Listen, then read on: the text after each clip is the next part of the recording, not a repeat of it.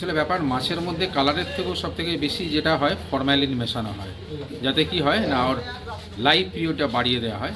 যে ফরম্যালিন যদি আমাদের শরীরের মধ্যে যায় খুব ক্ষতিকারক এবং কার্সিজনিক, এর জন্য ক্যান্সার পর্যন্ত হতে পারে।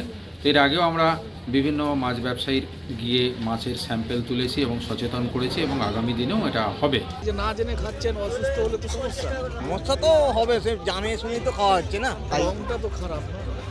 রং তো এখন বলতে গেলে আপনার যে কোনো বাজারে যে আইটেম জিনিস খাবেন প্রত্যেকটাতেই মোটামুটি তো আপনার খারাপ কালার কখনো হেলথের জন্য ভালো নয়। আর ফরমালিন তার কাজ হলো গিয়ে অর্গানকে স্টেবিলিটি আনা বা তাকে প্রিজার্ভ করা। কাঁকড়ার নিজস্ব একটা ভিতরে যে প্রোটিনের পার্ট থাকে, সেখান থেকে একটা পার্ট থাকে, সেটা ব্লাডের ইসোনোফিলের মাত্রাটা এমনভাবে বাড়িয়ে দেবে যে তখন একটা ইরিথ্রোসেডিমেন্টেশন রেটটা হাই হয়ে গিয়ে বিয়ার চান্সেস থাকবে আপনার রেসপিরেটরি ডিস্ট্রেস হওয়া, এবং সেক্ষেত্রে অ্যানাফাইলেটিক শক হয়ে তার মাল্টি অর্গান ফেল করতে পারে।